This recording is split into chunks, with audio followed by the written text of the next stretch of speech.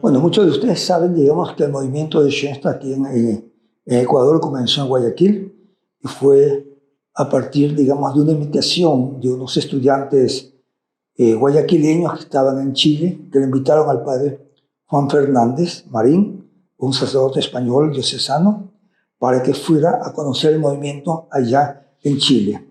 Él participó en un campamento, ¿no?, que más o menos duraba un mes, y después se quedó un tiempo también conversando con el padre Ernesto Durán, que era en ese tiempo el asesor de la juventud masculina. El padre Juan Fernández tenía mucho contacto con la juventud de aquí de Guayaquil, porque había sido capellán del Colegio San José, donde yo había estudiado, ¿no?, también en otras escuelas, y participaba también bastante en todas las actividades también de tipo social, ¿no?, y de la juventud universitaria. Es a través de ese contacto con estos estudiantes universitarios guayaquileños que el padre conoció Schoenstatt allá en Chile, y cuando regresó comenzó a invitar a muchas personas que ya habían tenido contacto con él a través de la Acción Católica como capellán y también por sus actividades de tipo social. Es en ese contexto que yo conocí al movimiento en el año 1960. A mi hermana Elsa, el padre Juan la invitó junto con otras personas, en las cuales estaban chicas universitarias, ¿no?, y también, digamos, señoras y uno o dos personas o más personas varones. Como mi hermana estaba metida en el movimiento, ¿no?, entonces yo la escuchaba a ella y también por eso tenía algo de conocimiento, pero no es que participaba directamente en ella, en el movimiento, sino a partir de diciembre o noviembre del 62, cuando llegaron 3 seminaristas, ¿no?, un ecuatoriano y 2 chilenos. Uno de ellos, el ecuatoriano, es José Leonidas Aguayos, ¿no?, que vino acá a estar con su familia y ponerse en contacto con el movimiento, ¿no? Ahí ya que me integré más oficialmente, llamémoslo decirlo así, al movimiento, y entrando a formar un grupo en el cual estaba Florentino Briz, estaba el doctor Ramiro Larrea, que acaba de fallecer, estaba también Eustorgio, después llegó Eustorgio porque estaba en Chile, Fausto Poveda, ¿no?, y uno que estaba estudiando arquitectura, Arturo Pereira, ¿no? Ahí comenzamos a formar un grupo y a participar también ya en las actividades, ¿no?, del movimiento. Eran reuniones, llamamos así, no por ramas, sino en conjunto. Nos reuníamos a veces en los lugares donde podíamos. A ver, las hermanas marianitas nos prestaban sus aulas, y entonces teníamos ahí reuniones allá, ¿no? Y también, ya el 62, a fines del 62, teníamos una capillita, ¿no?, en los bajos de la casa de Lolita de Quirós, ¿no? Ahí habíamos las reuniones del 18, también con el padre Guerra, nos ayudaba también en las misas, como también con el padre Juan Fernández. Ese fue, digamos, mi primer contacto con el movimiento. A mí lo que me llamó la atención, sobre todo, es todo lo que se habla de la cosmovisión que Schoenstatt presentaba frente al mundo. No habíamos una multitud de libros como lo tenemos ahora, sino que a lo mejor tenemos 1 o 2 libros, y después muchas, pláticas o cartas, ¿no? Que de una u otra manera habían llegado acá y que por lo menos uno leía, ¿no? A mí normalmente me ha gustado siempre leer de esta manera, de que lo que más o menos me llegaban, o que tenía mi hermana, que era una especie de bibliotecaria del movimiento en ese tiempo, podía leer, y eso es lo que me llamó la atención, ¿no? Esa visión amplia que tenía el padre, no solamente en el aspecto religioso, sino también en el aspecto eclesial, en el aspecto económico, en el aspecto también, personal. No era una ideología, ¿no? Sino que era una visión en conjunto, en la parte de todos los aspectos, económico, social, ¿no? Familiar. Eso por lo menos es lo que me llamó la atención, ¿no? Sobre todo porque en este tiempo, no olvidemos que estamos hablando del año 60, 61, 62, en donde la revolución cubana estaba en su apogeo, ¿no? Y muchos exilados católicos habían venido ya a Guayaquil y nosotros teníamos contacto con ellos, ¿no? Y ellos nos contaban también, digamos, toda la fuerza que tenía en Cuba, ¿no? Y que para nosotros, que trajo también una repercusión en el campo universitario, ¿no? Y eso a mí y al confrontarlo, ya vemos así con Schoenstatt, que a mí me llamó la atención y que me sirvió realmente a seguir en este grupo. A los comienzos del 63, ¿no?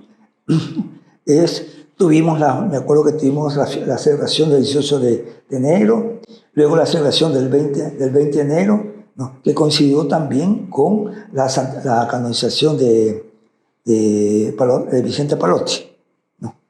Bueno, y en ese tiempo yo estaba leyendo, me acuerdo, estaba leyendo el libro de José Engel, escrito por el padre Alex Menningen. Y leyendo precisamente sobre la vida de José Engel es que me entró de Dios precisamente a mí el deseo de hacerme sacerdote. Yo estaba en la casa de una de mis hermanas y de ahí me fui a la capellita que teníamos en la calle Cuenca, ¿no? Y ahí más o menos como tomé conciencia también precisamente de ese llamado. Luego estaba la duda de que yo yo conocía a los palotinos simplemente por el movimiento, ¿no? Nunca había leído nada de Vicente Palotti hasta que me llegó un librito, lo leí, ¿no? Y siempre para mí era la duda, a ver, si tenía que quedarme aquí en Ecuador o a dónde. Y nuevamente, creo que una semana o días después, regresé nuevamente a la capillita y ahí me decidí también ya, no solamente para ser sacerdote, sino para ser sacerdote de Schoenstatt, para seguir el movimiento, precisamente porque había surgido mi vocación precisamente leyendo, ¿no?, un libro de la vida de José Engel, ¿no?, que era schoenstattiano. Bueno, de ahí fue el regresar a escribir cartas a Chile, ¿no? Y me aceptaron. Yo llegué a Chile el 1 de mayo, ya había comenzado el noviciado, parece que hicieron una excepción de recibirme. Y, digamos, y ahí sí pasé este tiempo de noviciado, ¿no? Hasta diciembre del 64. Para nosotros eran 2 años, ¿no?, de noviciado, y luego comenzaríamos el estudio de la filosofía y luego de la teología, ¿no? Pero en el interín, ¿no?, surgió también toda la problemática de la separación de Schoenstatt con los palotinos, ¿no? Que eso fue en octubre del 64, ¿no?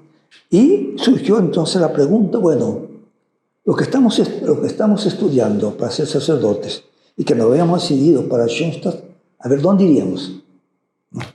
Y ahí surgió la posibilidad, ¿no?, de que en Friburgo, donde estaban los padres palotinos, ¿no?, tenían una casa, una especie de seminario o lugar donde los que estaban estudiando ya para sacerdotes podían ir para estar ahí todo este tiempo, ¿no? Es que pudieron conseguir de que nosotros, los que estábamos novicios y otros estudiantes que estaban en Santa María, Brasil, fuéramos allá. Entonces, ahí es que por eso es que fuimos directamente. Yo pasé por Guayaquil, pasé la Navidad aquí con mis familiares, con el movimiento, y luego nos fuimos en barco hasta Suiza, Friburgo, ¿no?, donde comenzamos, por lo menos en el caso mío, comenzamos el estudio de la filosofía. Bueno, en ese interín, 18 de julio del 65, se fundó la comunidad de Schoenstatt, de los padres de Schoenstatt, Instituto Secular Padres de Schoenstatt, ¿no? Y entonces surgió también ya claramente dónde tendríamos nosotros que seguir viviendo y seguirnos formándonos. Entonces salió la idea de que tendríamos que irnos a Alemania, para que junto con todos los estudiantes, ¿no?, llegamos a ser de 14 naciones, pudiéramos reunirnos en un solo lugar y formarnos y capacitarnos, no solamente como sacerdotes, sino también como sacerdotes de Schoenstatt. Que pudiéramos tener en ese sentido una cierta unidad de criterios en ciertos aspectos, sobre todo en lo que se refiere al mundo de Schoenstatt, por la cual nosotros nos habíamos decidido.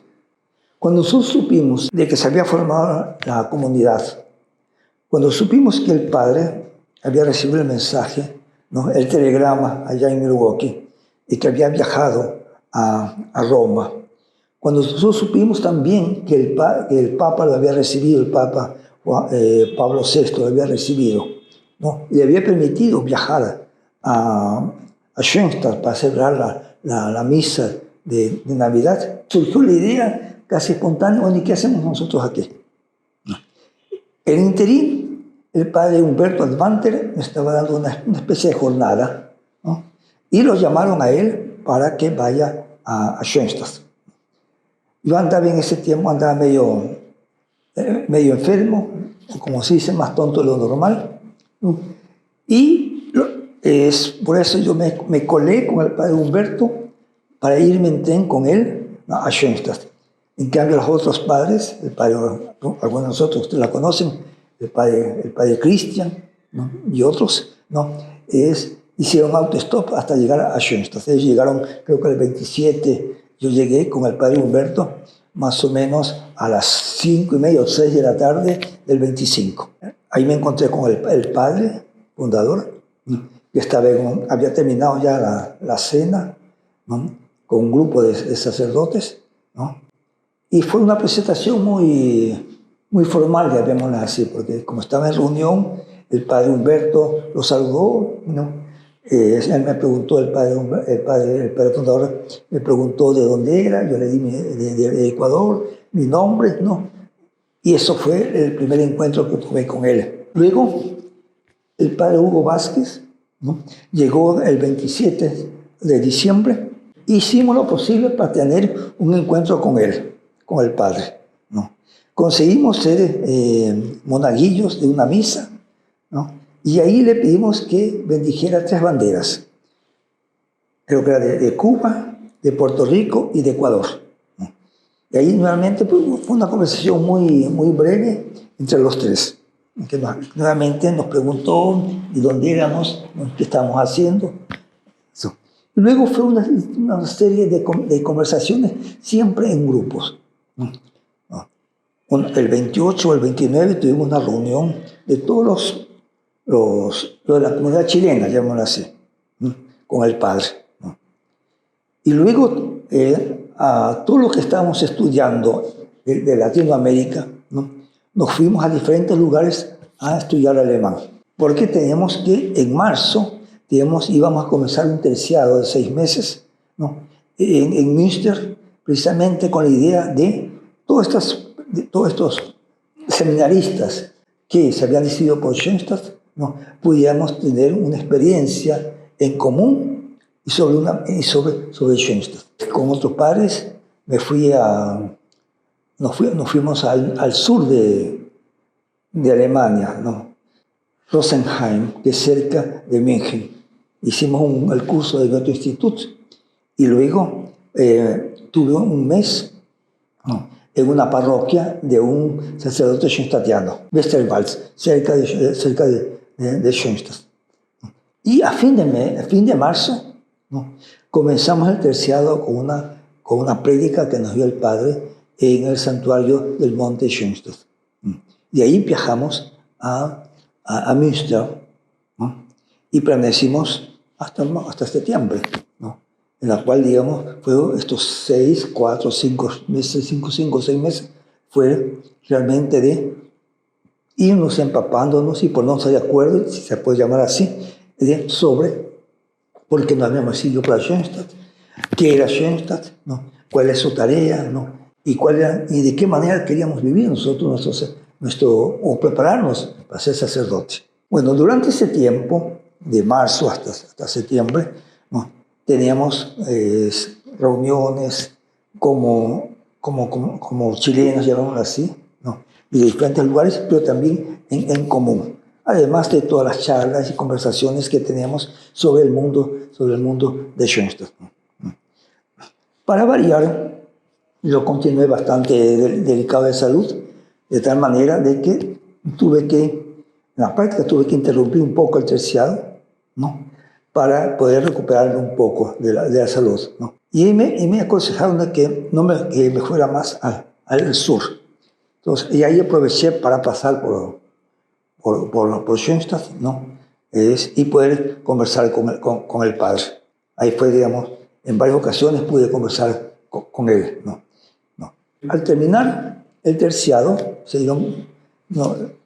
yo no podía continuar allá en Münster, y entonces la comunidad decidió de que tenía que ir a otro país en la práctica, ¿no? Donde el clima sea mucho más benigno.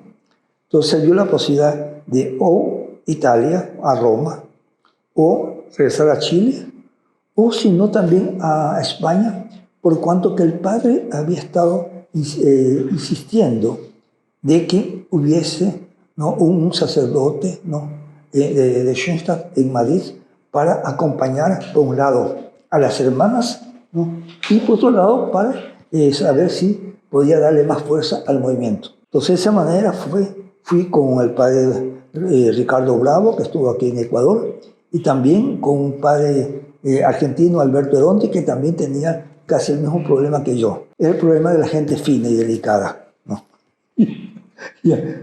Entonces, ahí estuvimos en Madrid.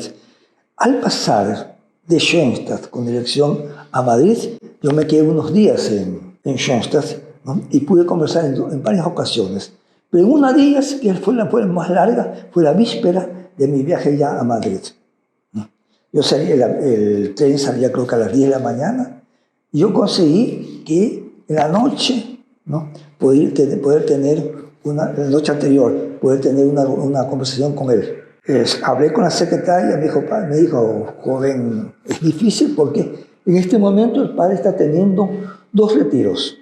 Uno con las hermanas en el monte Schoenstatt y otro con los diocesanos abajo en el valle. Entonces él va y viene, ¿no? Dice, pero mire, voy a poner un huequito a las 8 de la noche.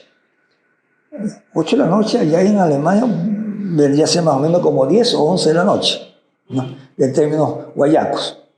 Bueno, por supuesto que yo llevé mi grabadora, ¿no?, de esa cinta, ¿no?, y antes de las 8 ya estaba instalado y yo veía que pasaban las hermanitas, pasaban los padres y yo ahí sentadito, ¿no? Ya habrá sido casi más de las 10 cuando me dice la hermana, ¿no?, de que podía ir a hablar con él. El padre estaba bastante resfriado, ¿no?, y se notaba muy cansado, y todo el tiempo, casi la mayoría del tiempo, lo estuvo con los ojos cerrados.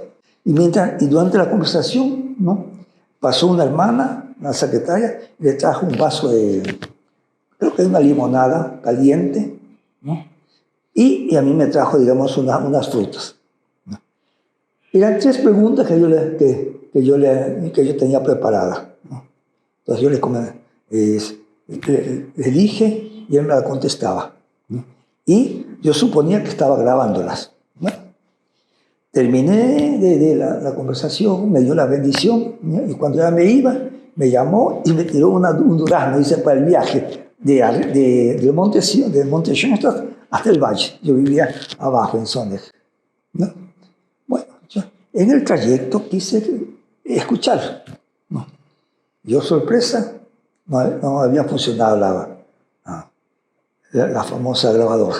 Entonces dije, mira, lo que voy a hacer es, me voy a regresar mañana tempranito. Yo sé que el padre tenía la mesa, no sé, a las 6:30 o a 7, donde las hermanas, ¿no? Y voy a ver si consigo algo. Fui, las hermanas no me vieron con muy buena cara, ¿no? Le dije si podía ayudarle a la misa, me dijo que sí, el padre. Le ayudé, eran puras hermanitas y el padre y yo.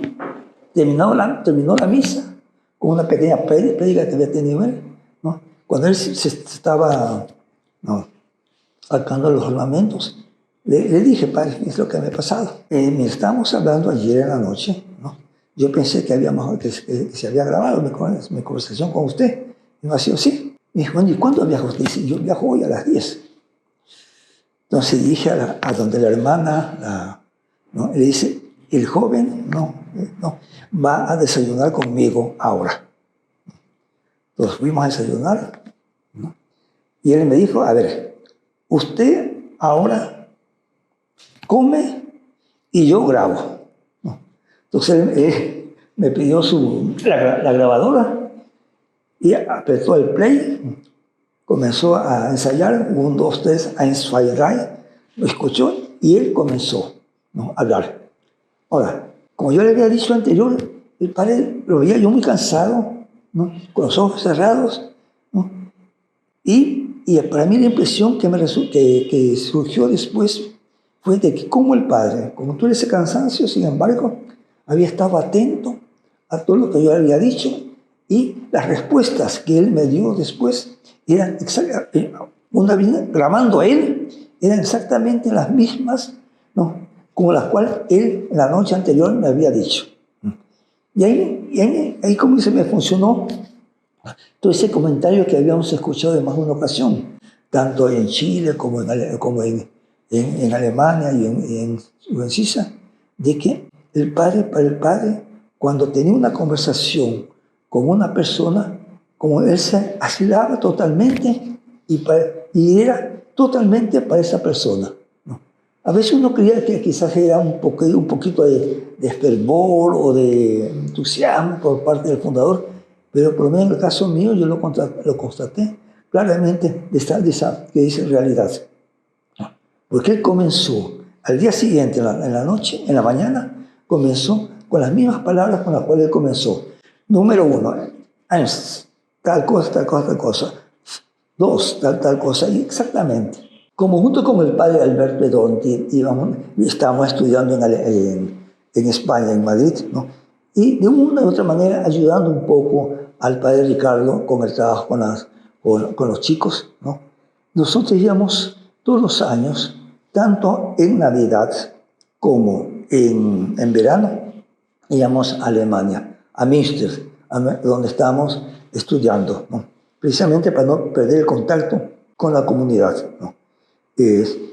En Navidad siempre nos daban, en España nos daban 15 a 20 días de vacaciones, o sea, más o menos como el 15 o el 20 de diciembre, ¿no?, hasta el 6 o 7 de enero.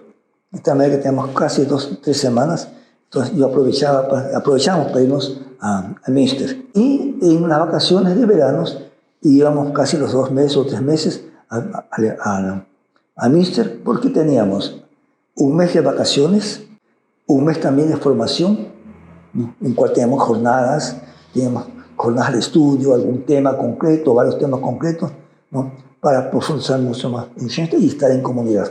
Y todos estos viajes, tanto en Navidad como en verano, los pasaba, como nos íbamos en tren, pasábamos a Schoenstatt y de ahí, porque íbamos a Colonia, pasaba a Schoenstatt y de ahí a Münster. Luego regresaba Schoenstatt, Colonia, por París, en Madrid, ¿no?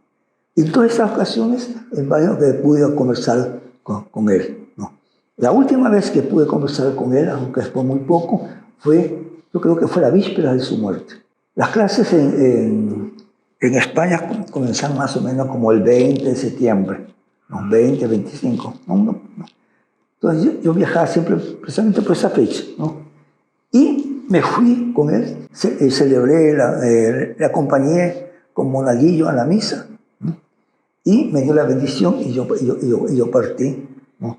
Y solamente supe después de unos 3 o 4 días que había muerto el padre, porque normalmente yo me quedaba también unos 2 o 3 días en París visitando a una familia cuyo tío, ¿no?, un tío de él era sacerdote, ¿no?, y él, que yo lo había conocido, un sacerdote francés, argelino, o sea, de la Francia argelina, y él, digamos, trabamos una bastante amistad y al final él me regaló su biblioteca. Ya digo, después de unos 3 o 4 días que supe la muerte del padre. Creo, digamos, que en la vida de la iglesia siempre ha habido fundadores, ¿no?, con un carácter carismático, ¿no?, de que despiertan, ¿no?, nueva vida en la iglesia. Hay que siempre tener presente, ¿no?, de que el cristianismo no es una idea, sino que es una vida. Y esa vida se alimenta con nuevas iniciativas, ¿no? Y ese es el papel precisamente de los fundadores, de toda esa vida que surge de Dios, de toda la tradición, de toda la mensaje de Cristo, siempre surge, digamos, acentuaciones, ¿no?, que precisamente responden a las inquietudes, a los anhelos y a veces también a las tensiones que pueden existir en la vida de la iglesia. Esos son, digamos, los fundadores, esos son los fundadores carismáticos. Bueno, y esas personas que en torno a estos fundadores, a estos fundadores carismáticos se reúnen, lo normal es que tengan, ¿no?, una experiencia, tienen una vivencia personal de él. Yo creo que si ustedes, por ejemplo, ¿no?, cada uno, cualquiera de nosotros, va a hablar con las hermanas carmelitas, ¿no?, entonces ustedes inmediatamente van a entender con qué cariño, ¿no?, hablan de su fundadora, ¿no?, de Teresa de Jesús, de San Juan de la Cruz. Si ustedes hablan o van a donde los franciscanos, ¿con qué amor van a hablar de San Francisco? De toda su enseñanza, todo el carisma, todo lo que significó para él y para la vida de la iglesia. No digamos ahora, este día, 31 de julio, de San Ignacio de Loyola. ¿Qué es lo que significa para esta comunidad la presencia de su fundador? Que por supuesto, al traer nueva vida, al traer nuevas vivencias de Dios, crea también tensiones que a veces y en muchas ocasiones no son comprendidas, ¿no? Y que crean también tensiones y a veces roces muy fuertes. Imagínense, les pongo el caso ahora que estamos en San Ignacio de Loyola, ¿no? ¿Cuál fue una de las novedades que trajo San Ignacio de Loyola? Dice, a ver, nosotros queremos ser la compañía de Jesús, es decir, queremos ser nosotros como ese ejército en orden de batalla para luchar, para hacer conocer a Cristo. Bueno, ¿eso qué nos implica? Nos lleva a que tenemos que un poquito romper los esquemas de las órdenes actuales. Y uno de los esquemas era de que la liturgia de las horas se celebraban siempre en comunidad. Maitines, que es laudes, tercia, nona, ¿no?, vísperas completas en comunidad. Y San Ignacio dice, no, si queremos ser nosotros precisamente ese ejército, ¿no?, esa compañía de Dios, no podemos estar, ¿no?, cada 3 horas, no, tenemos que dejar eso a un lado. Y eso creó una tensión, porque la primera vez que una orden religiosa, ¿no?, dejaba ese modo de vivir, ¿no?, su relación con Dios, ¿no? Bueno, y es lo que también pasa también en toda comunidad fundada por el fundador, ¿no? Crea tensión. Y es lo que a veces nos puede suceder a nosotros también, ¿no? Y por eso que es lo más normal de que, ¿no?, aquellos que están perteneciendo a una comunidad concreta, ¿no?, y que conocen o que han leído a su fundador, que tengan un cariño especial frente a él.